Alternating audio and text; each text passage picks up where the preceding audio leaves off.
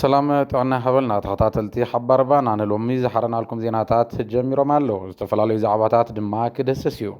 مستكالات هيمانوت إثيوبيا ركبنا قواريصن زنبرات تكالات هيمانوت تግራይ ركبن داغم مجمارن نسرحتو ጉባኤ تكالات هيمانوت تግራይ አንቅፋት ከይፈጥር አምራሕተ ሃይማኖት ስጋት ከም ዝተፈጠረ ተፈሊጡ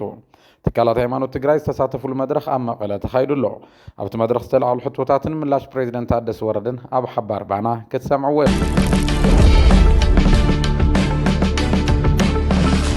أمارب تجري هفت نبرة تجارو نجارة يقرب كم زلوا تسمع الله تصفى مغراز آتي زلوا حيل الدم كزودو تمزابلتنا مربته من تملس وابت خباب مزز أنا حتى جراوين خبال عز قبر شرحتات أم في الصام تسميد الله حدشت موالتات مارب تجري أمنا يلوم زينا ناون تخاتي تمالو كوينات دويبل مجزات أبي يبكع سلامي مصعب زبل بإنترنت تخيل مدرح تقاوم وبسرعة بلسقنا سم بعد فتير وحالي فلو ما راح تبلسقنا ذهب وما قرم تريت وتات حبار بعنا كنقربكم يوم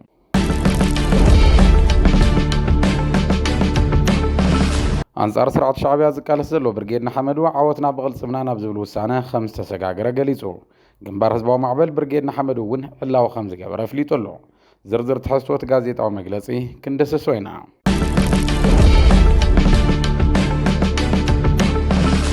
جبسن سعود عرب النيسيان أفريكان زرخ بدلل كم زهان سعر لوز قبر ومدب زتفل على يوريتوتات يتانا قدلو التدلل نتقرا يربح لي زبلون كندس السينا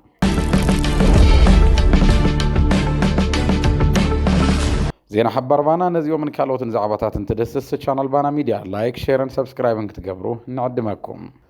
مستكالات هيمانوت إثيوبيا ركبنا قواريصن زنبرات تكالات هيمانوت تግራይ ዳግም ረክበን መጀመርን ስራሕቱ ጉባኤ ተካላት ሃይማኖት ትግራይ እንቅፋት ከይፈጥር አምራሕቱ ሃይማኖት ስጋት ፈጢሩ ተጋሩነን ባዕሎም ክታኾሱ ብመንግስት ፌደራል ዝግበር ዘሎ መንቅስቃስ ጠጠው ክብል ምራሕቲ ሃይማኖት ትግራይ ፀዊዖም ቤት ጽሕፈት ብዙሃነትን ህዝባዊ ርክባትን ትግራይ ዘዳልዎ መድረኽ ሰላም ትግራይ ዝተሳተፉ ምራሕቲ ሃይማኖት እዮም ነዚ ገሊጾም ኣብቲ ብዘይካ ዞባ ምዕራብ ትግራይ ካብ ኩለን ዞባታት ትግራይ ዝተዋፅኡ ምራሕቲ ሃይማኖት ዝተሳተፉሉ መድረኽ ኣብ ትግራይ ተሳዳድን ኣሳዳድን ክህሉን ስደተኛ ፖለቲካ ክፍጠርን ከም ዝኽኣለ ተሓቢሩ ፖለቲካዊ መራሕትን ምቅራብ ብምራሕቲ ሃይማኖት ፈሽሉ ዝበሉ ተሳተፍቲ መድረኽ ኣብ ትግራይ ውሕስ ሰላም ንምፍጣር ኣብ መራሕቲ ሃይማኖት ሽማግለታትን ልሂቃንን ትኹረት ተገይሩ ክስራሕ ተላብዮም ኣብ ፖለቲከኛታት ዘለዎም ተስፋ ተፀንቂቑ ከም ዘሎ ብዘመላኽት መልክዑ ርእቶም ዝሃቡ ገለ ተሳተፍቲ መድረኽ ትግራይ ነንባዕላ ክትጣፋእ ዝተጀመረ ሽርሐ ጠጠዋ ምባል ግዜያዊ ምሕዳር ትግራይ እንታይ ይሰርሕ ኣሎ ክብሉ ሓቲቶም ግዝያታዊ ሓድነት ትግራይ ክምለስን ሲኖዶስ ኢትዮጵያ ኣብ ቀረባ መዓልትታት ኣብ 6 ወረዳታት ዞባ ደቡብ ትግራይ ዝወሰኑ ንሕገ መንግስታዊ ግዝኣት ትግራይ ዝዳፋእ ውሳነ ክስሕብ እውን ኣተሓሳሲቦም تكالات هيمانوت إثيوبيا بلعل تግራይ نستفزم جينوسايد مدقافن سيعبو تكالات هيمانوت تግራይ مستن تكالات نبرن ركب كم زقارصه ዝዝከር እዩ ካብ ሲኖዶስ ቤተ ክርስቲያን ኦርቶዶክስ ተዋህዶ ትግራይ ወጻኢ ካልኦት ትካላት ሃይማኖት ትግራይ ምስ ትካላት ሃይማኖት ኢትዮጵያ ዝነበሮም ርክብ ዳግም መጀመሮም ንናይ ትግራይ ቃልሲ ዝጎድን ሓድነት ትካላት ሃይማኖት ትግራይ ዝሃስን እዩ ዝብሉ ርእይቶ ወሃብቲ እውን ኣይተሳእኑን ነቲ መድረኽ ዝመርሑ ፕሬዝደንት ግዜያዊ ምሕዳር ትግራይ ጀነራል ታደሰ ወረደ ፀገም ትግራይ ብሓይላዊ ስጉምቲ ኣይፍታሕን ብምባል ኣብ ክልተ ጫፍ ረጊፆም ዘለዋ ሓይልታት ናብ ማእኸል ክመፁ ከም ዝግባእ ተሓሳሲቦም ነዚ ድማ ግደ ትካላት ሃይማኖት ዝለዓለ ከም ዝኾነ ብምጥቃስ ትካላት ሃይማኖት ትግራይ ብሄራዊ ዋዕላ ናይ ምክያድ ተበግሶ ወሲዶም ክሰርሑ ፀዊዖም ቅድሚ ሕዚ ዝሰርሕዎ ፖለቲከኛታት ናይ ምቅርራብ ስራሕ ውፅኢት ብዘይምምፁ ተስፋ ክቆርፁ ከም ዘይብሎምን ንዝሓለፈ ረሲዖም ካብ ሕዚ ክጅምሩ ከም ዘለዎም እውን ኣገንዚቦም ውሕስ ሰላምን ረብሓታትን ትግራይ ንምርግጋፅ ሓድነት ኣገዳሲ እዩ ብምባል ትካላት ሃይማኖት ውሽጣዊ ዝምድነአን ከጠናኽራ እውን ኣተሓሳሲቦም ኣብ ምዕራብ ትግራይ ሃፍትን ንብረትን ተጋሩ ንጨረታ ይቐርበሎ ተባሂሉ نبعلو زوبام محدار كافتان ستيتن حمرايدو سيما بكونريل دمك زود زمرح محاور اب استفلاليا كتماتات معراب تግራይ ዝርከብ ትካላት ተጋሩና ነቀለ ይወስዶን ዝተረፈድ ማ የጫርቶን ይዕንወን ከም ዘሎ ዝወፁ ዘለዎ ሓበሬታታት ይረዱ እትን መሬት ትግራይ ወሪሩ ዝርከብ ዘይሕጋው ምምሕዳር ኣብ ማይ ካድራ ዝነበራ ናይ በረኸ ወሉን ሃይለ ገብረ ህይወትን ዝተባሃሉ ተጋሩ ዓበይቲ መጥሓን ምስ ቆፃሬን ከም ዘጫረተን ጋዜጠኛ መድሃኔ ግደይ ዝወዝዑ ሓበሬታ ይመልክት እተን ዝተሸጠ ኣብያተ መጥሓን ድማ ቀሺ ፈቃዱ ዝተባሃሉ ውልቀሰብ ከም ዝዓደገን ንምፍላጥ ተኻይሉሎ እቲ ወራራ ሓይሊ ኣብ ካልኦት ከተማታት እውን ብተመሳሳሊ ንብረት ተጋሩ ኣብ ምሻጥን ምዕናውን ተፀሚዱ ከም ዝርከብ እቲ ፍልፍል ይሕብር ቅድሚ 4 ዓመታት ናብ ትግራይ ኣትዩ ንምዕራብ ትግራይ ገቢቱ ዝርከብ ተስፋሕፋሕ ሓይሊ መሓራ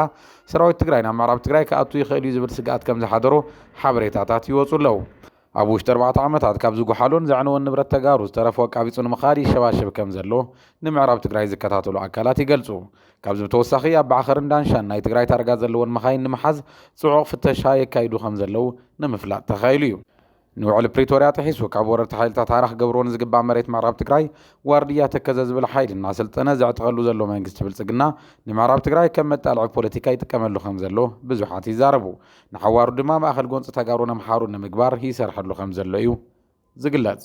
አንጻር ስርዓት ሻዕብያ ዝቃለስ ብርጌድና ሐመዱ ዓወትና በቅልጽምና ናብ ዝብል ውሳነ ከም ዝተሰጋገረ ገሊጹ ግንባር ህዝባዊ ማዕበል ብርጌድና ሐመዱ ብዕሊ ከም ዝተመስረተውን ኣመራርሓቱ ውድብ ኣፍሊጦም እቲ ውድብ ንብርክት ዝበሉ መዓልትታት ኣብ ዘካየዱ ዕፁ ኣኼባ ዝወሰኑ ውሳነታት ኣመልኪቱ ሎሚ 2 ሰነ 2017 ዓ.ም ኣብ ዝሃቦ መግለጺ እዩ ነዘረጋጊጹ እቲ ውድብ መስሪተዮ ናይ ዝበሎ ግንባር ህዝባዊ ማዕበል ዋና ቤት ጽሕፈት ኣብ ኣዲስ ኣበባ ክኸውን ዝወሰነ እንትኸውን እቲ ዕጥቃዊ ቃልሲ ብቤት ምኽሪ ክምራሕ ኣመራርሓቱ ውድብ ኣብ ምርድዳእ ከም ዝበጽሐ ኣፍሊጡ እዩ ሓደ بدرجة هزباو معبل برجيدنا حمودي إيرتراويان جنبار كم زمسرتنا نأوج كلته مع كلاي بيت صحفت نايز جنبار نجزيو أو أديس أبابا كوينو بدرجة بيت مخري كمرح وسينا سلسته متأسسار مس أبايتا زكايد جبراوك ألسنا دياسبورا برجيدنا حمودو كألت سقاتات فاينانس نمتعجز بزلع على درجة مسناي بايتا بيت مخري نايز جنبار نايس راح ركب يجبر ننوي حوانات أبا أوروبا زكايدون لسرعة شعبية زدقفوا مدرخات بمتعنقف اتسرعة أبا أوروبا محبراو مسيرات كيهلون ناتق ألسا كم زمت يذكر اتلو موسينا يوزبلو السانة دماغ قال سبرقيدنا حمدو بتكبار تسانيو أبزحات سروان عاود كمزقب زاخل تاريخ أو السانة يو كبل تساميعو نقالس جنبار هزباو معبل برجيدنا حمدو زدق في إرترا ونابت قالس خصم بركم زغلا مجلس يزرقاقص انتخون أبي إرترا هزركب هزبن سراويتن ون أكلت زكايدو قالس خون سويعو دحروا على بريتوريا عمون قبل سجنان شعبيان زنبر اللي فنت تفعات النات بتاعت خدحر ممسو أبي أحمدنا عصبنا مورار بقلسي النات شبا يركب متفنان كل يوم سرعات سماي عريقون أن معلوم أم كساس يركبوا መንግስቲ ኢትዮጵያ ንምንቅስቃስ ብርጌድና ሐመዱ ክጠናኸር ብገንዘብና ደገፈ ድሕሪ ምጽናሕ አንጻር ሻዕብያን ዘካይዱ ዕጥቃዊ ቃልሲ ሓገዝ ኣጽዋርን ማእኸል መሰልጠንን ከም ዘዳልወሎም ዕላው ኮይኑሎ ብርጌድና ሐመዱ ኣብ ኢትዮጵያ ኣትዮም ንኽቃለሱ ዝተፈላለዩ ደገፋት ምስ ዝገብረሎም ዘሎ ስርዓት ብልጽግና እንታይ ዓይነት ስምምዕ ከም ዝገበሩን ሕዚ ዝግበር ዘሎ ደገፍ ኣብይ ኣሕመድ ብቐጻሊ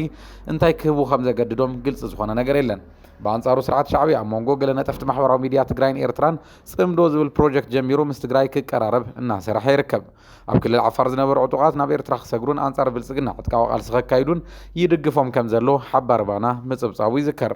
ኤርትራ መንገዲ ኣየር ኢትዮጵያ ንኽላ ኣየራ ከይጥቀም ዝኽልክል መምርሒ ኣብ ቀረባ መዓልትታት ከም ዘውረደት አክቲቪስታት ፍለጥ ውሽጢ ስርዓት ብልጽግና እናጸብጸብዎ ይርከቡ ስርዓት ብልጽግና ዓሰብ ንምውራር ይገብሮን ዘሎ ምድለዋት በኣሜሪካ ድጋፍ ምርካቡ ሲዒቡ እቲ ኩላዕ ተቃሪቡ ዘሎ ኩናት ንዞባ ምብራቕ ኣፍሪካ ብዝበለጸ ክሕመስ ዝገብር እዩ ዝብል ስግኣት ተፈጢሩሎ ግብፅን ስዑድ ዓረብን ንኤስያን ኣፍሪካን ዘራኽብ ድልድል ኣብ ቀይሕ ባሕሪ ክሃንፃ ምዃንን ተፈሊጡ ክልቲአን ሃገራት ብ4 ቢልዮን ዶላር ክሃንፅዎ ዝተሰማምዖ ድልድል ኣብ ጂኦፖለቲካዊ ኣሰላልፋ ምብራቕ ኣፍሪካ ዓብዪ ጽልዋ ከም ዘለዎ ብዙሓት እናገለጹ ይርከቡ እቲ ክስራሕ ተሓሲቡ ዘሎ ክልተ ክፍለ ዓለማት ዘራኽብ ድልድል ንዞባዊ ርክባት ንግዲ ዲፕሎማስን ምንቕቓሕ መሰረተ ልምዓትን መሰረት ዘነብር እዩ ተባሂሉ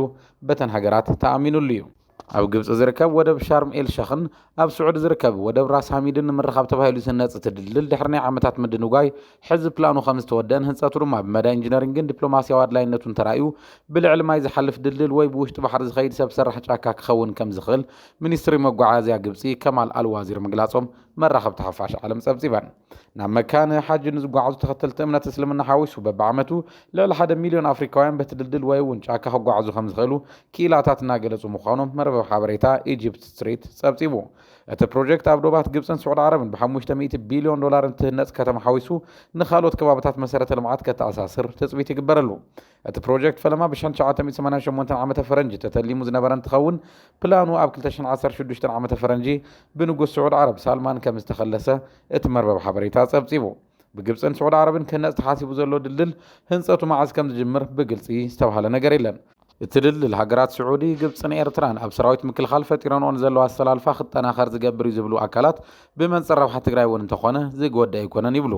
እቲ ድልድል በብመዓልቱ ብዘይሕጋዊ መንገዲ ብባሕርና ዝሰደደ ቀለብ ዓሳ ይኸውን ንዘሎ መንእሰይ ትግራይ ህይወት ዘድሕን ገይሮም ዝርእይዎ እውን ኣይተሰኣኑን ኣብ ቀይሕ ባሕርን ምብራቕ ኣፍሪካን ልዕልነት ክህልዎም ዝደልዩ ከም ሕቡራት ዓረብ ኤምሬት ዝበሉ ገለ ሓይልታት ድማ እቲ ድልድል ብኣወንታ ክርእይዎ ይኽእሉን እውን ይብሉ بفلي اب افريكا من سعود عربنا بنحن عاتي هذا العرب امريت نتدلل نمتع نقاف توسخ وكتن عقرقرنا بزوبا فتر تخلياز بالسقات ونلوهم ፖሊስ ኢትዮጵያ ብልዕሊ ተወለድቲ ወላይታን ዝፈጸሞ መጥቃዕቲ ስዒቡ ተቃውሞ ከም ዝሓየለ ተገሊጹ። ኣብ ዝሓለፈ ቀዳም ኣብ ወፃን ውሽጢ ዓድን ብዝርከቡ ፍሉጣት ፖለቲከኛታት ዝተጀመረ ኩናት ጠጠው ይበል መግዛእቲ ይኣክል ሰላም ይስፈን ብዝብል ንዝተኻየደ ምልዕዓል መርበብ ሓበሬታ ስዒቡ መንግስቲ ኣብ ሓያል ረዓዲ ምእታው ዘመላኸቱ ተግባራት እናተረኣዩ ይርከቡ። ብሰንበት ኣብ ስቴድየም ኣዲስ ኣበባ ዝተኻየደ ፀወታ ፍጻመ ጽዋዕ ኢትዮጵያ ጋንታታት ሲዳማ ቡናን ወላይታ ዲቻን ብዘይደጋፊ ክካየድ ዝተገበረሉ ምክንያት እውን ከም ሓደ መርኣያ ይቐርብ። እቲ ውሳነ ደገፍቲ ክልቲአን ጋንታታት ናብ ኣዲስ ኣበባ ይጓዓዙ ዝነበርሉ ከም ዝተወሰነ ነቶም ደገፍቲ ዝሓረቐ ምንባሩ እዩ ተገሊጹ። እዚ ድማ ስርዓት ብልጽግና ኣብ ስፖርት ኢዱ ብምእታው ዝወሰኑ ከም ዝኾነ እዩ ዝወፁ ዘለዉ መረዳእታታት ዘመልክቱ። ዋና ፈጻሚ ስራሕ ፌደሬሽን ኩዕሶ እግሪ ኢትዮጵያ ኣይተ ባህሩ ጥላሁን ንሬድዮ መናሃርያ ብዝሃብዎ ርእይቶ ካብ ላዕሊ ብዝወረደ መምርሒ እቲ ፀወታ ብዘይደጋፊ ንክካየድ ከም ዝተወሰነ ይገልጹ።